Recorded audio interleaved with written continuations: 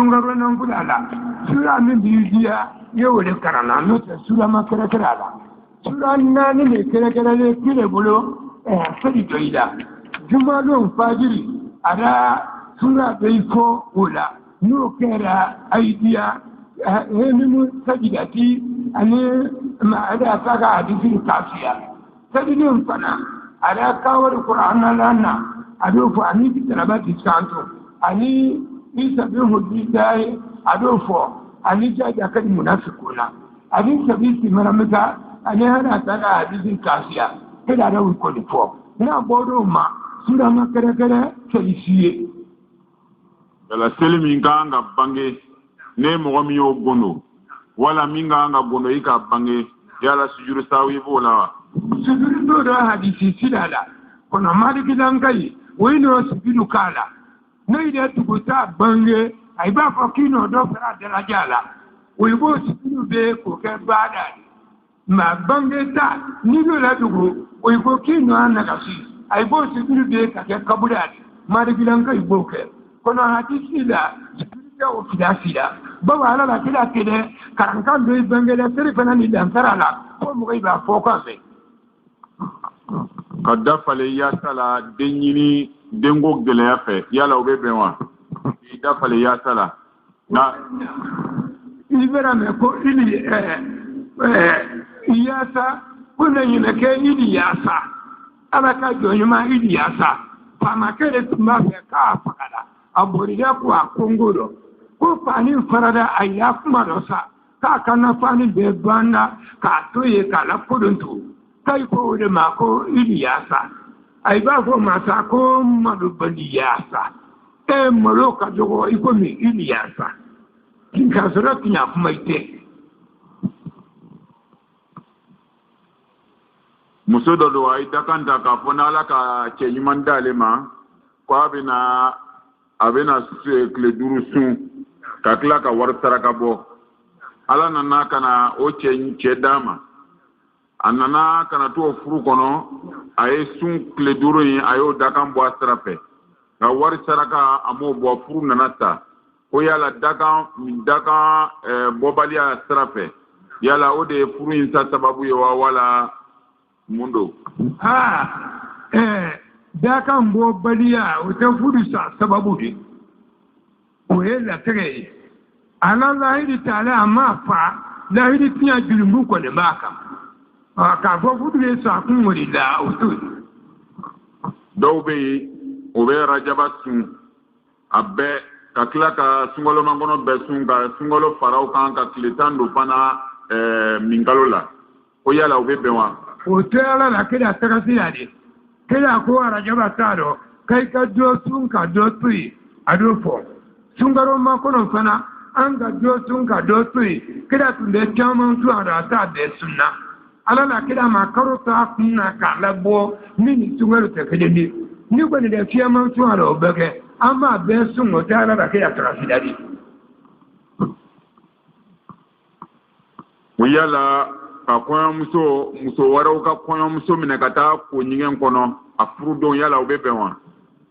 koli bɛ bɛn a yɛrɛ ye mɔgɔ wɛrɛ ko a ko o tɛ bɛn sariya m'o fɔ a kɔni yɛrɛ k'i ko i yɛrɛ ye k'i saniya k'a kɛ kunbɛn ni saniya de ka kasa jumɛn nin k'a yɛrɛ kan o fɔlen an ma mɔgɔ wɛrɛ ko a don k'a ko o ma fɔ. yala ni muso min n'a cɛ nana a tuɲɔ furu kɔnɔ ale dun t'a kanuna ka bɔ yala ko ladilikan jumɛn de b'i bolo ka ɲɛsin o muso suguya ma wala ka bɔ ala kɛra ka kumakanw na sallallahu alaihi wasallam n'o bɛ se k'a lasabari k'a sigi. ladilikan min b'i bolo n ko ala la kɛra yɛrɛ a di muso min na san 6 a bolo a kɛra ala maralen b'a bolo muso ni kɛ t'i bolo i tɛ sundon caya i bɛ sundon caya. muso ni nana sundon caya n'o ma ban i bɛ laji la bɔ yɔrɔ ɲini i yɛrɛ bolo la sariya bɛ sɔn o ma jogo ɲuman tɛ ji la bɔ i bolo la kabini jahiliya tile jogo ɲuman tɛ kɔnɔ a ka fisa jɛnɛya de ni kɛ t'i bolo bawo ala ma haramu fɔ kira fana ma haramu fɔ a fɛnji ka fitiri ka su alhamdulillah rabbil alamin arrahman arrahim maliki yawmiddin iyyaka na'budu wa iyyaka nasta'in ihdina siratal mustaqim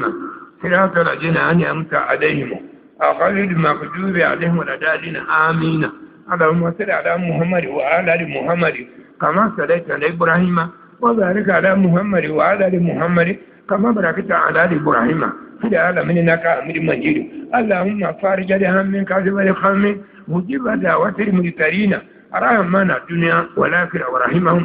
أنت ترحمنا فرحمنا رحمة تقيننا بها نرمة ما سواك نبينا محمد وعلى آله وصحبه أجمعين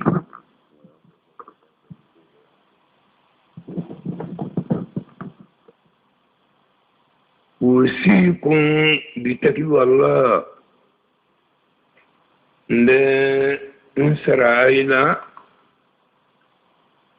أي كسلا ألنيا أي بيروير أي كسلا ألنيا ibe yoro jon ikagan kasida alanya o alanya senya kodo kai yoro janya sidan kafiyama kasen kafalama ki yoro janya wala o alanya senya ikimo bo haramuna Sengu fenyala da haramu ikima bo bela. Wala nyasianya ikima bo kula fololin na kila ko kafara dina ma. Bidia ikima bo wala. Wala nyasianya kumin baranyagami ikima bo wala. O alanya senya iki mambo ihalalado iki bangalo ikana kafe kasro ihalaladi chudi jurulebe ibalema keda abara nyini fe kika dokono imadinya nodi ibara toro adila sigi akata ay bolema doka nan fulo sunya inyana kana wotala kiyaju sara boro hadi ni halala badi ikana womina lele kam muso toro ila jubala muso no nyini fe duru sara kemulo bisimila muso no nyini fe ikiya duru sara kwalo yelero ikila le fe o kaka duru sara di ko kitu kela kufa kiya wadi jimma ano kamalin dole do bilara sa anu ka dumbona ka sigida ka da fe o kila fe kiya duru sara di ima ay bode halala di sai ka kan kibban wado mu ibani halala do dan Israila ay beka yoro ay kasida alanya dan Israila nud dan Israila iya ramadeni wata hake sen nila soro ikala sakama bawa batu Yesu tidak haramun fana tidak haramun doe dolota haramun ani lesu haramun ani gifa haramun uya haramun doe iyara madeni wadan nan fulu kawo karo ko kitare uya haramun doe wala kajibu doe ndo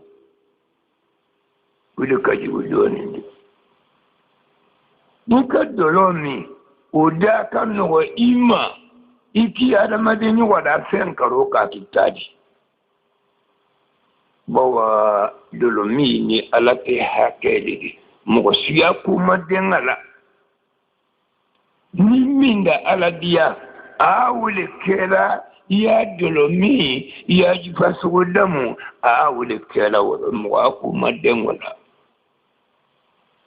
kono yada madini watafe ka karo ka kitari ala ko kale to autoinde fono du tuyi misali tuke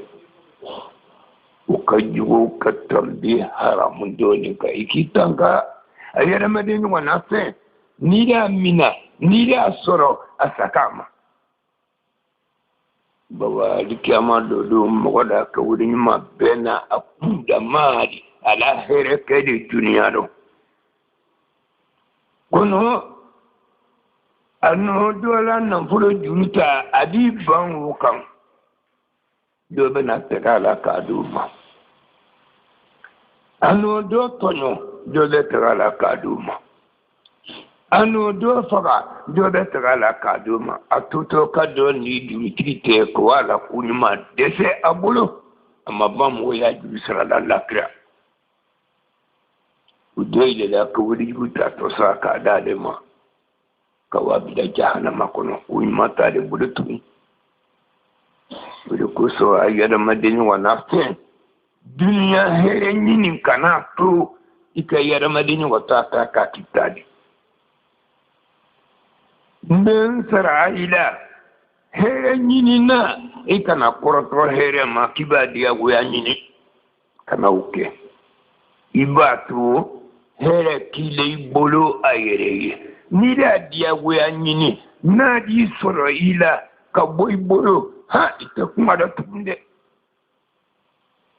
bebe damani ke yi harjige hake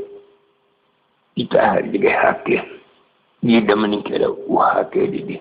ni harjige masu hake mima ni ko ika damani ke te ibe churon yururo de ibe ta lakri ay noni ni ala bada soro hake nukiye ibi nyalo uma ita damani ke te nene mogo sorola isero bo damara de mawo ni fadi kulu mena fonyola ima fani nyana masoro kameni de nsama nene be kuyo mami ibe nsama fani chama bila ikana ibe ridola ni do bo da nene bi soro be damanin keita harjiga damayara ni to mi doka ibira nonin jurudo nden sara ila ibada maita haka akorosi dugudo na da tubi ka do dina do ala la kila pide sobo ya salama kila da dugu mo nunu nyinga ka turi sen gudida tundiya pide kai wato be dugu ninga ai site sila dugu nina ko mun ka uke dugumo nda fo ala la kirama ai be tuntiki yaro mo wata mo musu kunda tinyala mo wata ita cikin yawan musu jene ya da ita kunda tinyala mo wata mo wannan fudun bosi dala kila da ko kunu ajiki kuni nakadi kuso ai bade ma buru fen ala la tanga ai kana tinya ita herenyi ni kuso ai konoke ai mini yen nan fudu mini na an mara fo ai nyanan kunnan fudu isu nani neri ka nyini ala batu da kawadu ala kudala kude kafsa nan fudu be iya kan ka nyini sari wakati badasi bisadi sun tuma badasi yesun duna iya kan ka nyini dinu asoro ikudu ya kawadu ala kudala kude kafsa wadi pedi wadi filana ka wadi nyini haramundo ka jifa wao tege wao kiasi bunyana kufili mwajma wala ka doro fili wala ka sikarati dinu fili wala ka saramungu fili ka wadi sorowaro ibane ko ka wao wadi kidinta kudu ala soso kudala kumi mandi ala ila wadi taka ke wadi ukajugo wadi pedi ino asodo ala sosodo ikulu ko adu ala sosodala ngoli ka jugu wodi fana pedi folota ka fisa pedi asilana asabana ka wodi sodo ala soso kudo yuwada du sunkudu baya bonna yuwada jene yake ka wodi kama sodo yuwada hiji do ike woro yuwada madrasa do woro yuwada misiri do woro ino kunyuma minke ado ajutege obo junbu boye barajite sebeda iye tun ide ku ke na jutege kele ala sosori yuwada kunyuma wo kunyuma karo wo kunyuma bege ka doni te ka boye kunyuma te sebeda iye tun uye ka soro ka asoro ala sosoro ka wala dum ala batu o na kuda ban kede kunyumari o kuda ban be judu folota judu mu boye baradi ko inte solo la to o yenna fodo sugu sabati anani na elele no na fodo nyini ala batula ino anyini halalala ka soro woro ila banda iwara kundunke kawadu ala sosoku dala adumi ngale ala sosoku dala ube folota baraji boy kani junumbu sabati denti nyai namfudu nani ndi ay mimbreke namfudu nyini na ay ka anyalong namfudu chukume ka long sodi fana woro lidi sodi Ramadan do sodi kanoka buduma aba foima hon akoni tesika do wele kenute sodi to du umanu walema akoni besika fo sodi do ibe mo yida aso bagala ani ne ma so ibi be horma laka kaida so bagala uli sodi dori kana jouma sodi dori bi kono ndia moy ibara yukula ibakara ibakata ikana keta ka kono do dia abeso ngoni akana do ki kono do dia yara madenyo ye sodi dori ufana do sodi dori wodi sodi do ibarawa mugosoro barala de waraka ka demen ka baraka yi fadi kudula ufana sodi do sodi do ibaram waya dizukasi de ifana da dizukasi dizukasi minkela fe wode ya sodi do na haminda na ko ika ala wele ifana be sinyana ka ala tara ya makula ufana sodi dole di benita ni ala da min ko ya mi kuke kana panwo kan kya fo ko fakari saka jugu kama budu ke ka fenta ka dima nada ida fa da kudu dima wa tadi wala nada la kono do dia dima wala nada lo horma laika be sodi ala bara min ko ya yodi kuke ala le ka fo ad qur'ana kono kan kana mbudula an kana ka ke kante muko soda kan kuduke an kana mbudu do fulin fana do furin danna sente budu kana uke ikake talankanyadi bismillah ni tendo bi bolo nambudo ibolo moide ta bodo ke ibara kata kuma dumanu fo ire kise ni bolo do frenda kujugu na banda bodo ke leina bi bodo bagay na ko tegede na ya do sentei ko sei ka ke tananganyadi ni bolo le kana fana kite mo so nambulo do bodo fantam beba kuna tege ila ko brata mi ni mo te senti mo te to ku ima kuma kadi min da bu fo ima bo wa ya do kaita here ti ta sororo ulu ko so senti ki ba ke talankanya ikini bululi kana kita mo sola ido ke fantam bebe hakile trima di kana do fulun ko jugu fana na banda mini wato ai ni ko tegede ba ke tan kanya serang kana do bumba be mbodo nundi sedi koni ayo ke dai sobedi dadi biala ka aijidi alaka aijidi kedo no sambina ni soro budu ko ta kibaru foro ma de dam sirila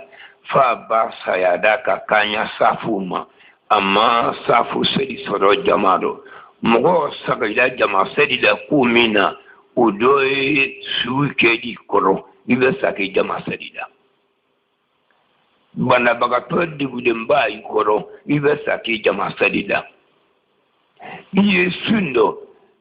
iya suni misirite kaja sundega ko kama ibe sake jama sedi do dala taka obiri tiku ibe sake jama sedi do kata dala taka ke suguna ke biri do ibe sake jama sedi do kata suguna ke do ka juruila o sigidembe ini misirite ni wada abimina kidon kasoda ibe sake jama sedi do ibe sake sun bere bidi do be ko ni wada iba fa kiya da ka di iko ibe sake jama sedi do katui ai kana waya da ka di kiya nan furuta ai kana uke unanyo kon ufodembe mo be sake jama sedi do sun do be ni be ya nan furuta kama ibe sake banda ayelela ibe sake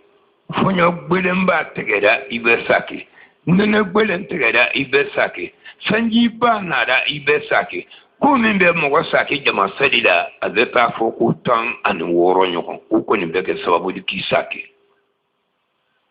note jama sadi tudi aka belande aka gule kemin ba sada na ma jama sadi soro ada safu sadi sufe sinyam ngani wolomula kuka duwa na kunjamaro afoda isi noro igwani no safu sadi sinyam ngani wolomula kaduwa ina kunjamaro jama de mingere kafa ko amina ka ima wosoro kuso jama na di dan soro mandide di ngasara kanadi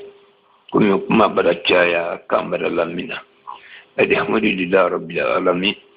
الرحمن الرحيم مالك يوم الدين إياك نعبد وإياك نستعين اهدنا الصراط المستقيم صراط الذين أنعمت عليهم غير المغضوب عليهم ولا الضالين آمين اللهم صل على محمد وعلى آل محمد كما صليت على إبراهيم وبارك على محمد وعلى آل محمد كما باركت على إبراهيم وعلى آل إنك حميد مجيد اللهم فارج الهم قصف القام مجيب دعوة المرترين رحمن الدنيا والآخرة ورحمهما أنت ترحمنا فرحمنا رحمة تكننا بها لرحمة وسواك يا الله يا حي يا قيوم يا بديع السماوات والأرض يا جل جلال والإكرام لا إله إلا أنت برحمتك نستغيث أصلح سننا لنا ولها ولا تأكيدنا إلى أنفسنا طرفة عين ولا إلى أحد من خلقك ربنا آتنا في الدنيا حسنة وفي الآخرة حسنة وقنا عذاب النار ربنا آتنا من لدنك رحمة وهيئ لنا من أمرنا رشدا ومن يتق الله يجعل مخرجا ويرزقه من حيث لا يحتسب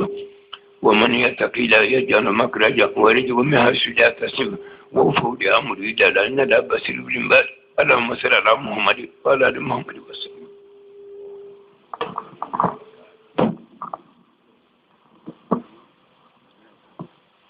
mufti mafaki nyininga yalla ka guli ka bo ruku ila ki bolomine wala hala abadi te kila ka sadi chikudo ona de koni ne da utari tado ni mo gomen ko ko bala jutika don nay fe ki go ke fana ba keke ne ta te kila la sadi do kitabu mini na ayuba ga no fo asali ci guda to kono aywa jazakallahu khaira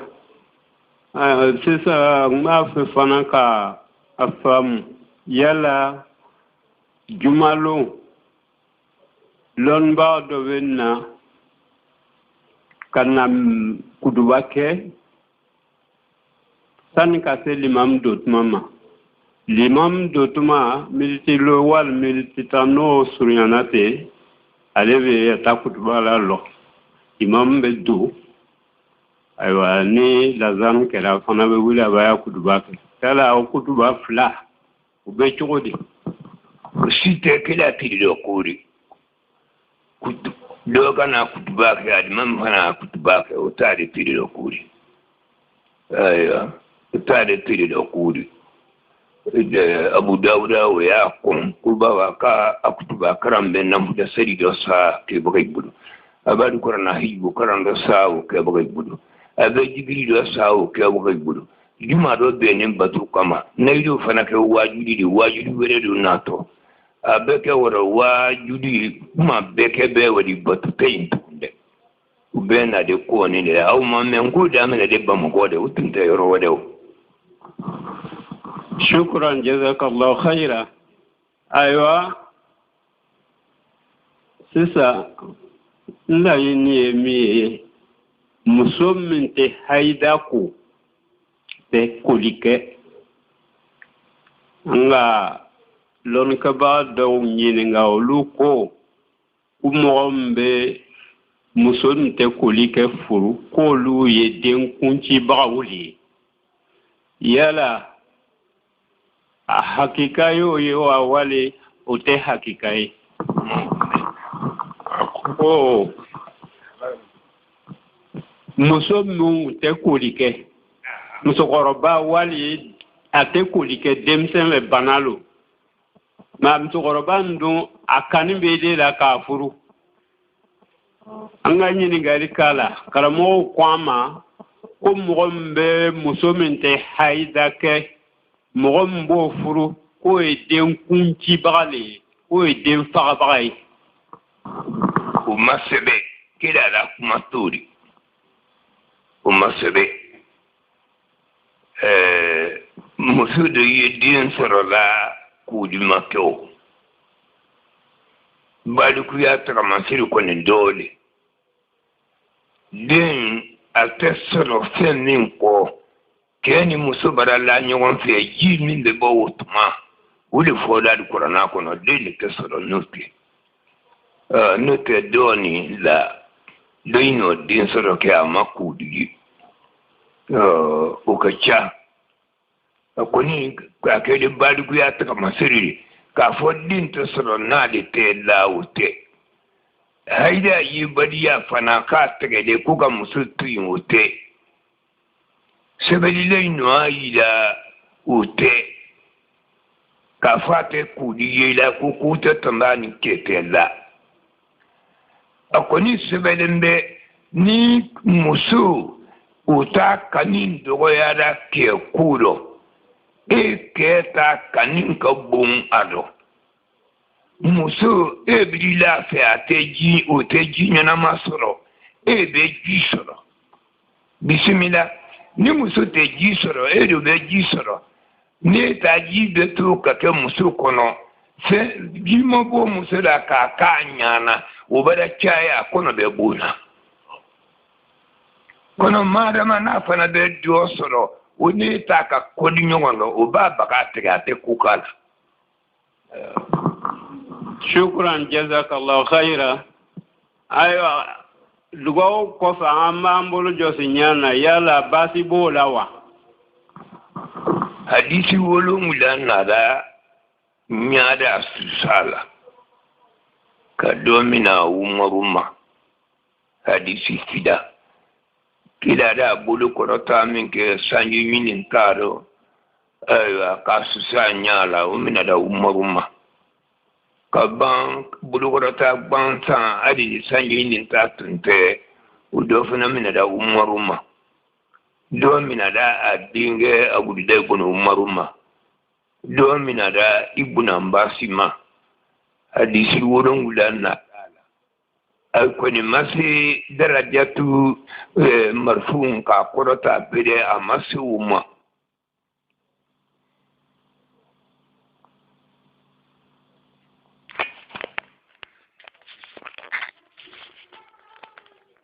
alimami mabano atana muso jatoro mala ni bari ma brake no onfe atani jenena juma wajibaren ta musoma na ko ni wada aka juma ta dike ka fo juma ta tara de ko otede atani filana furu na ngolo bota musoma furu na ngolo bo kele ma atini na paka bo o kele ma o te musoma anga dongoro ka fo ke ele tusadembe kateme musoka isinira ke ebi muso karaba ki lafe di mesoro kono muso ne di ke karaba ko ba ki leze ko te bado de muso bela ke karaba ka idara ko ba ki lafe ko te ba chogodi ni ke nyalampa mawuji ko be bado wa fuita bado ebi muso karaba ko be bado kono ni muso de karaba ni ma se wado fuita bado kawala se malamai ma muso Muhammad bile nyada anka ganka bunya an berak samante ni a muso bunya la wala berak samante di muwata muso doga ya fo Muhammad bile mumunu mafaida to alanya ce nyako ni ga muso nyumani ndiye kuma di anno mi soro kala sai an malamai ma muso ninde muso ima ana mi da muso ima wanda ne اللهم صل على محمد وعلى ال محمد كما صليت على ابراهيم وبارك على محمد وعلى ال محمد كما باركت على ابراهيم في العالمين انك حميد مجيد. الحمد لله رب العالمين والصلاة والسلام على أشرف الأنبياء والمرسلين محمد صلى الله عليه وعلى آله وصحبه ومن تبعهم بإحسان إلى يوم الدين أما بعد.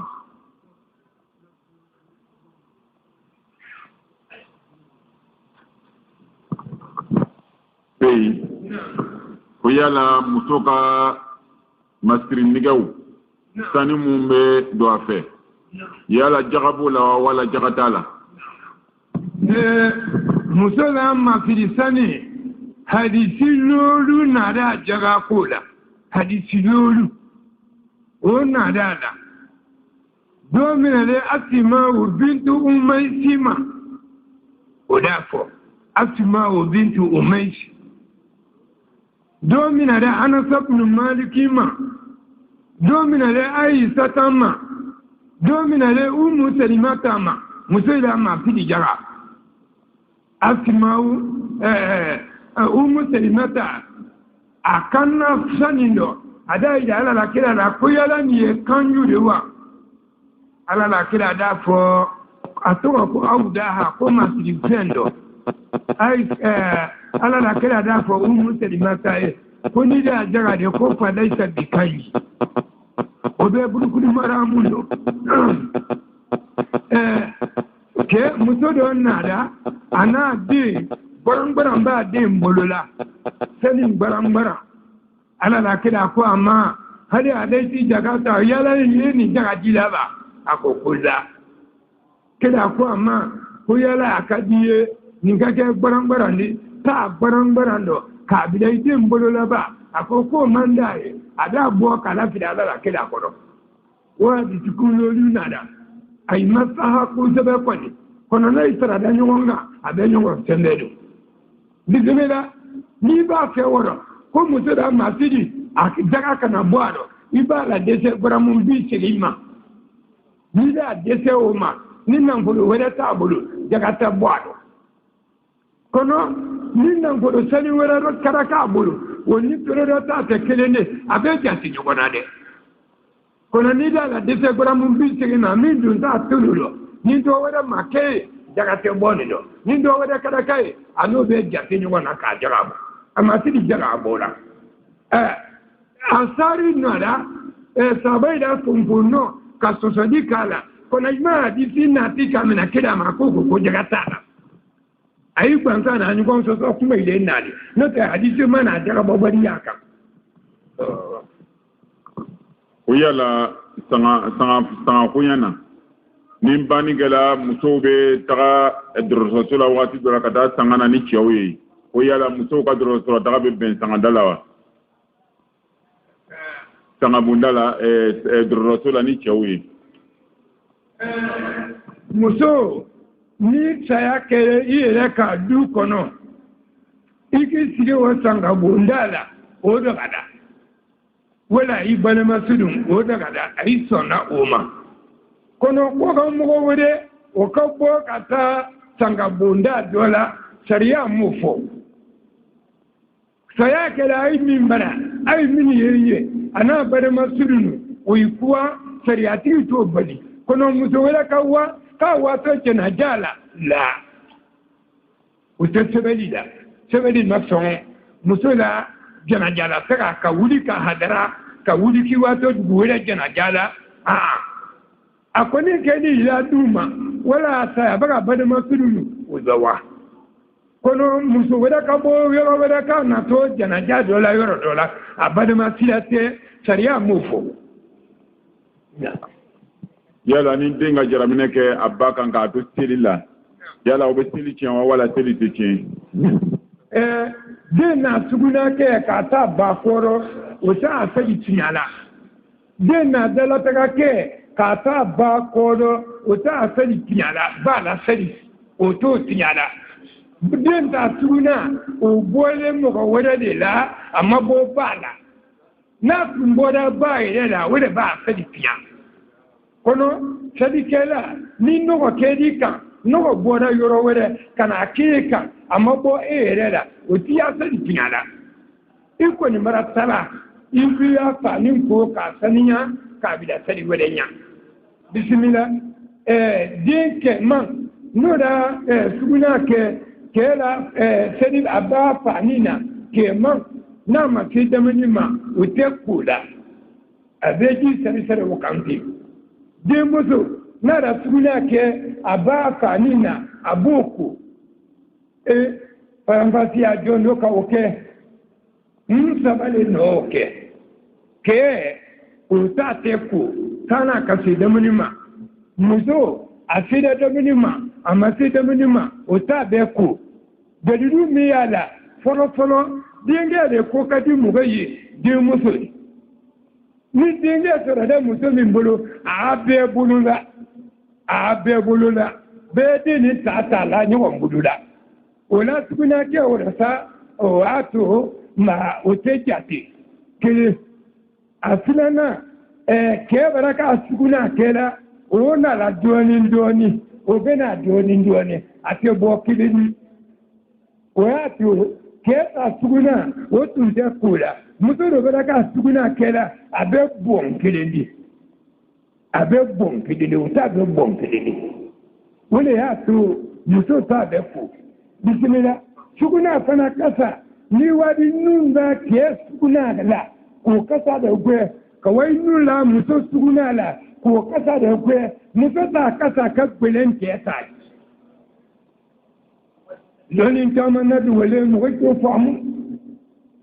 Nira muso suguna di kasa furu o kasa ka kwelen ka tunde keta kasa ka mumma abo na kedeni o ta ka cha kedeni o le ko so nara suguna ke fanina ata ba sa di tigala de ya sa di tinya min ko ni bara bo yere la kitu sediya o ya sa di tinya min bara bo mo ko wele la o ti ta tinya yala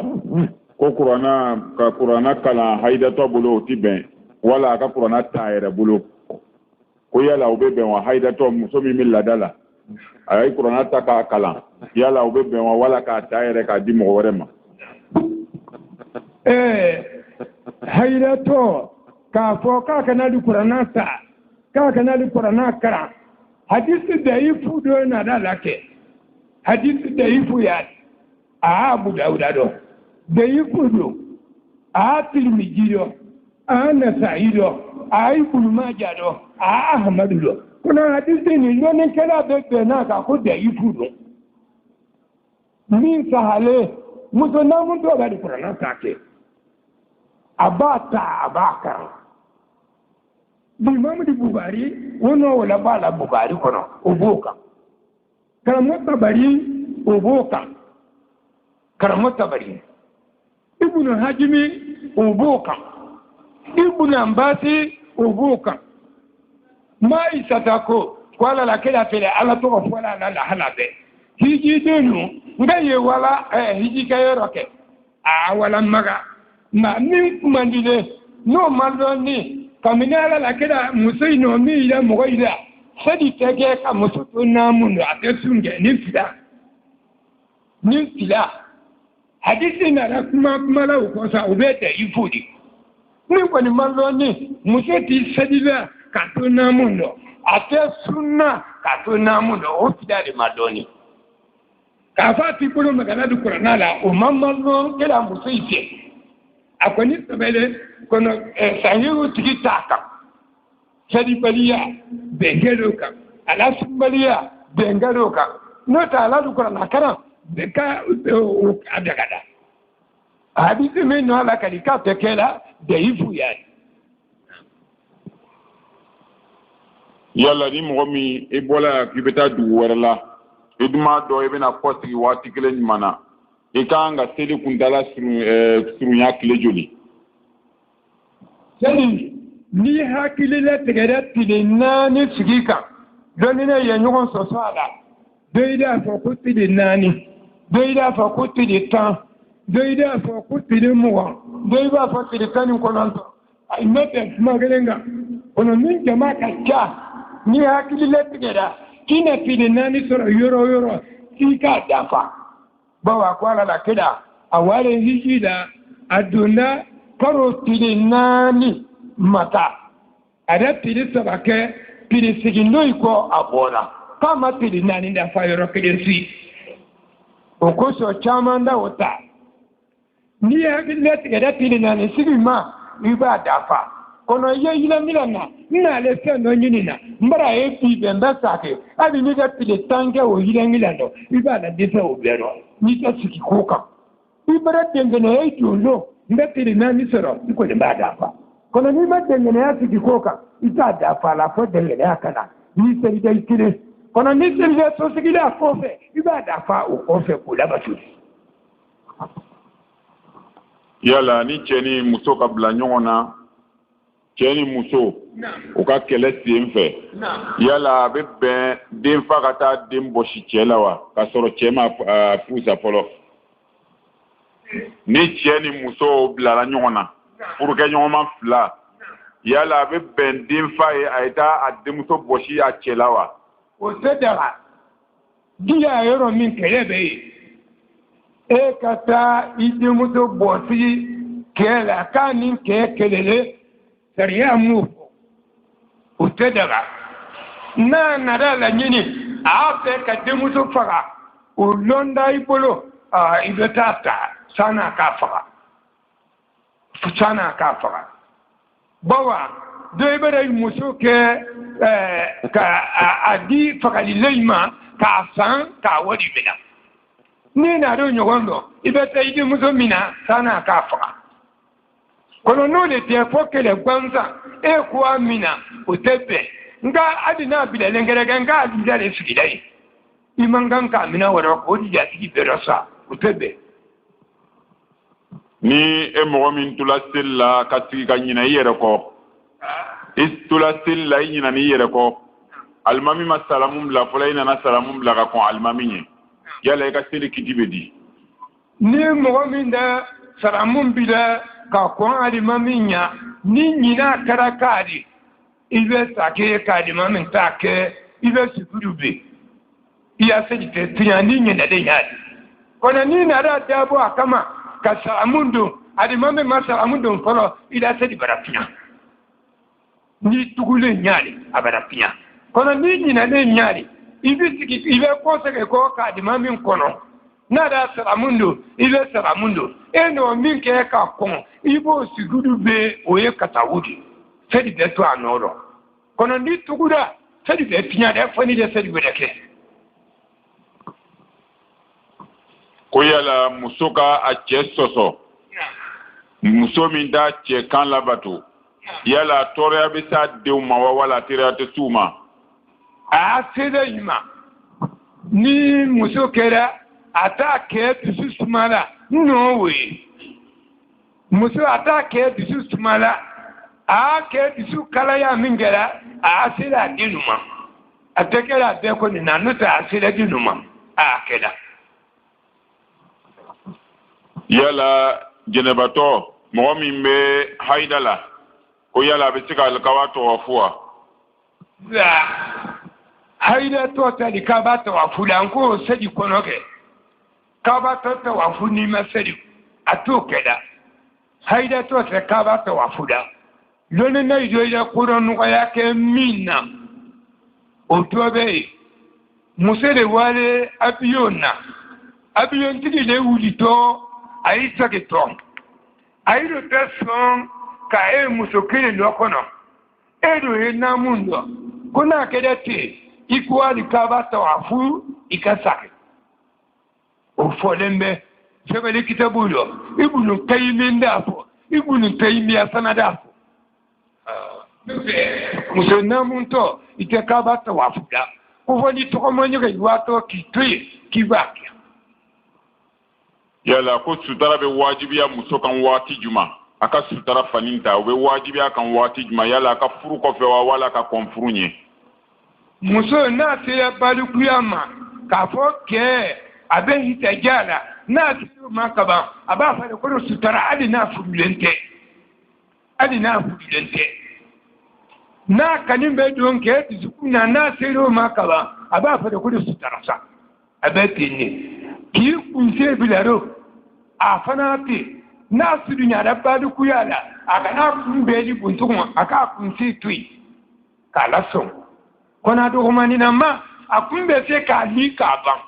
kɔnɔ n'a surunyara ko a surunyatɔ balikuya la a bɛ to k'a kunse to yen sa a kana di tugun.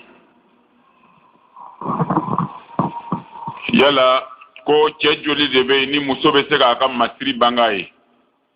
muso wa sutara tani kɔfɛ cɛ joli bɛ se ka muso ye k'a to a ka sutara fani na. suratu nuru nɔ kɛ wɛrɛ ka di ka se kɛ 12 a y'o ɲɔgɔnna ka di k'a fɔ a yɛrɛ fa o b'a a ye muso farikolo taralen 3 de di ka bɔ a kunkolo la ka na bila a kan na a fa b'o ye ka bɔ a senkudu la wa bila sen samana la a fa b'o ye a kɛ fana fa b'o ye o ye a fa filɛ de o fɔlen bɛ a balima 3 ani min ye ba la wala a ye fa la wala a ye ba ni fa la o fana b'a ye a yɛrɛ den nu o fana b'a ye a kɛ den nu o fana b'a ye a balimamuso den nu o fana b'a ye denmisɛnnin n'a ma se balikuya ma o fana b'a ye kɛ naroni a tɛ san ni dugu tɛ tɛgɛ bɔ k'o fana b'a ye o le mɔgɔ in ma dannen ka se mɔgɔ 12 ɲɔgɔn ma kɔnɔ i muso o balimamuso e to ye yɛrɛ k'a fɔ an muso dɔgɔnin y'a di ten n k'o warakalen ye o tɛ kɛra n'i tora k'i muso dɔgɔnin ye o ko bɛ diɲɛ ye kɔ i b'a kɔrɔmuso bila k'ale ta o de ta ɲa o kosɔn i kana de ye muso mɔgɔ dɔ i bɛ yen a n'o bɛ sigi lasɛn kelen kan ka farikolo maga ɲɔgɔn na mɔgɔ dɔ i bɛ yen o t'a fudu la kɔnɔ a n'o tɛ sigi lasɛn kelen kan ka i maga ɲɔgɔn na o fana tɛ tigɛ bɔ bɛ muso yi dɔn fa i k'o fana dɔn muso min i n'a bɛ sigi lasɛn kelen kan fa i bɛ i maga ɲɔgɔn na i ba i n'o bɛ sigi lasɛn kelen kan fa i ka i sen tɛ ɲɔgɔn na i ba o ye dɔ de i n'o bɛ sigi ka bu ɲɔgɔn na i ba balimamuso i n'o bɛ bu ɲɔgɔn na ifa balima muso ino be kunyo wana iyere ti muso ino be kunyo wana ibalima ke ti muso ino be kunyo wana ibalima muso ti muso ino be kunyo wana muso min ki so sinna ino be kunyo wana ino mi de ra ba sinna ino be kunyo wana bon muso mi ne te bule nyo wana do ero ta fudula kona ena te bule nyo wana imuso ba ikana tu ino ka kunyo wana de imuso ba do aro yese wala afana yoro ifa muso do mani ikana tu ino ka sikika kunyo wana mo se wala ni afana yi ifa muso mini bate kele ni aharamuni ma iyere ayira kona ikana tu ina ka sikika kunyo wana ino muso minta ka din sungudu minto asinze anu kana hebara amana ba koro fa sungudu male na de hebara kana to ino ka sikika kunyo wana ibolo yesi wala ufana yoro idenga muso ikana to ino ka sikika kunyo wana iya fa de kodo yida aike madu yo wana bo amogo se wala abara idenga de kona manya wele atu mata no de ma kwama tumbata o muso dama ikana to haramu ni ma kama du yo wana sariya masomo o fama dia ba ni wonde muso mi ni abirla sujudu la naam avec comme une fonyon de bola fenga ko ni de bola dama ko ta oro la naam fonyon ko ni be bo ngati bola ko fe strafe ay bola nya fela pana ay no fo ko ni banda karakari ko te sadi tiyan kono ni banda make se min be bobo yoro fida fe ngole sadi tiyada ma yakrijum na mi bola ida di makriya tayni fɛn bara bɔ yɔrɔ fida nin fɛ o de ye seri tiyara dalataga yɔrɔ fɛn min bara bɔ a fɛ n'a fɔra ten a ma dan fɛn sugu kelen na o nin bara bɔ e da de ma kira kɛyin de nin bɔ yɔrɔ fida kelen na k'o de ye seri tiyara ayi ko o sa ko ni bana nin kɛra k'a bɔ k'a ta piyan kono n'a wara k'i lada de a b'a piyan wa seri ta.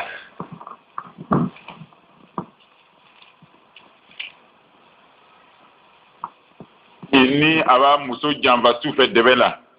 a b'a muso su janfa ka taa muso wɛrɛ fɛ yen yala ni den min sɔrɔla o sen fɛ o den ye halaladen de ye wa wala ɲɔmɔgɔden don halalaale fɛ t'a la dɛ a n'o muso dɔ ni ne tɔɲɔ a wale min bara e tun ka kan k'a filɛ ayiwa a n'o wele tɔɲɔ a hakɛla sababu ye ka den bali k'a dɔgɔya a fɔ fɛ den yɛrɛ la halalaale muso min n'a b'a ɲini a cɛ fɛ ko a cɛ k'a bila ka sɔrɔ a ma baasi k'a la yala o bɛ bɛn wa muso o muso n'i nana bila ɲini kɛ fɛ a ma baasi si kɛ i la alijinɛ kasa bɛ kuma di musow ma o bɛ hadisi Abu Dawuda kɔnɔ yala ko a bɛ bɛn muso ye a ka kurusi don wa kurusi kurusi don daga da muso ye kurusi don de ka ɲi muso bolo tagafɛ siri yo muso de ka kan ka kurusi don tagafɛ siri man ɲi bawa fɔ ɲɔgɔnna don a dɔ a b'a da waga ni taga kurusi bari o ko ka nɔgɔ muso dɔ bɛ da ala la kɛra ɲɛ kɔrɔ a kɛra di kɔ don muso bolo mɔgɔ yi da fa ye ko kurusi y'a la kɛra da duwawu kɛ kurusi don muso ye a bɛ duwawu kɛ kurusi don muso ye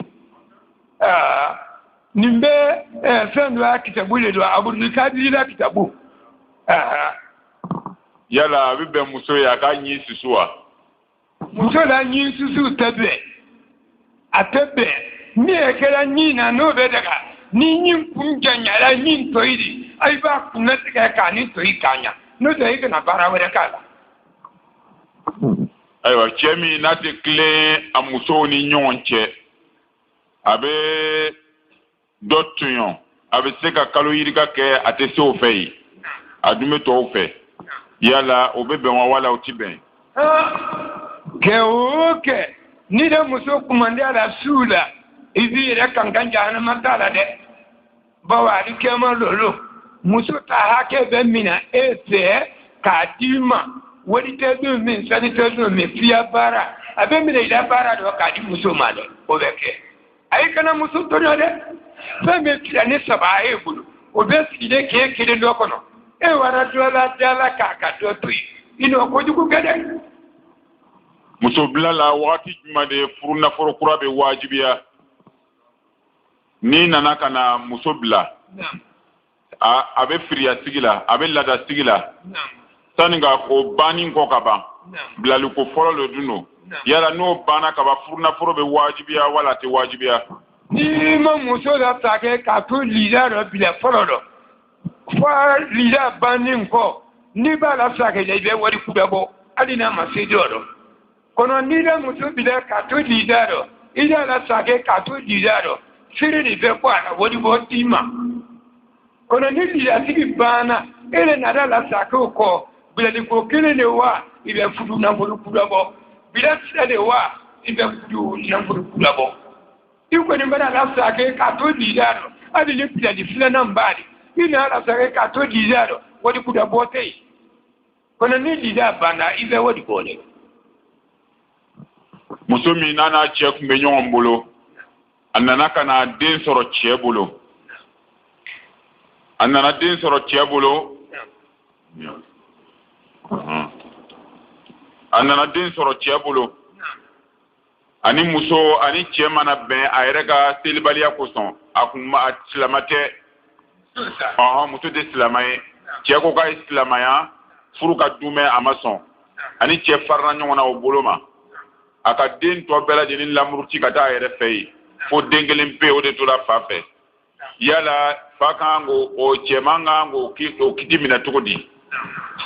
den a bɛ fa le bolo kɔnɔ ni min kɛra kɛ musoman de n'u ma balikuya fɔlɔ musoman o bɛ to ba bolo denmuso bɛ to ba bolo ale k'a lamu fa. Ni da musoman mina ni muso wɛrɛ na k'i bolo i balima muso wɛrɛ t'i bolo fana la muso tɛ ɲa kɔnɔ kɛman bɛɛ bɛ di fa de ma o k'o lamɔ musoman min fana sani k'u se cogo dɔ rɔ o bɛ di ba de ma ale k'a lamɔ a kana na ban ka tiɲɛ. yala silama k'i ka kurusi ka tɛmɛ i sinkurunin kan dugu ma wala dirike don yala a bɛ bɛn wa. Silama na fani tɛ jigila tanbakulu jukɔrɔ ni ye misiri min di ka ban i y'a fani bɛ dan tanbakulu sanfɛ ni da jigi jukɔrɔ ni muso ma kiri i y'a fɛn tɛ min na dɛ ala t'i ɲɛ dɔ i ma ali caman dɔ don fana. yala ni cɛ dɛsɛla dɛmɛ la a n'a muso furumuso cɛla la a dɛsɛla yɛrɛ de pewu yala an bɛ san joli kɛ k'a makɔnɔ an ka furu to a nɔ na. Kɛ wɛrɛ dɛsɛ la fɛn dɔ a muso la n'a muso kɔrɔkɔrɔ y'a di sarati tɛ o la karo jate tɛ o la san jate tɛ o la o k'o ye muso de bolo ni muso y'a dɔn k'ale se a sabari sigi la a b'i sabari k'a kɛ dɔ kɔnɔ sarati ye jɔn na i n'o muso kuda de ta o wara don i ni o ni banda bɛn da o b'i dɔ kɔnɔ san kelen kɔnɔ i muso kɔrɔ min y'i kun n'a y'a dɔn a tɛ sigi la ten a b'a kɛ n'a y'a la a tɛ s'a la a bɛ furu b'a kunna sarati ma fɔ musokɔrɔ t'a la. yala mɔgɔ mun bɛ wazifa kɛ tijaniya wazifa wala seginɛ kalandenw yala n'o sala an bɛ se ka seli u kan wa. wali furudida dɔ o bolo a ka fisa ni kɔrɔna de an tɛ se ka seli u kan sariya tɛ diɲɛ o ma an ye. yala ni famaw ka an wele sisan lajɛnba la seli waati dun sela yala a bɛ bɛn an ye wala a bɛ wajibi an kan an ka wuli ka taa seli ka sɔrɔ ka na sigi wa wala an bɛ tɛmɛ ni kuma ye. ko dɔ ye seli sanji n'a ye seli kunfɔlɔ ta la an kan k'a kɛ dɔ fɛ tɔgɔma fana bɛ seli kunfɔlɔ la tan bɛ k'a kɛ ɲɔgɔn fɛ darura de benna seli kumforo bela tambe ka ka ko fe tama o de se ka ke ni ya donsa ko tile na bi seli fana ma seli da sara ma seli ibe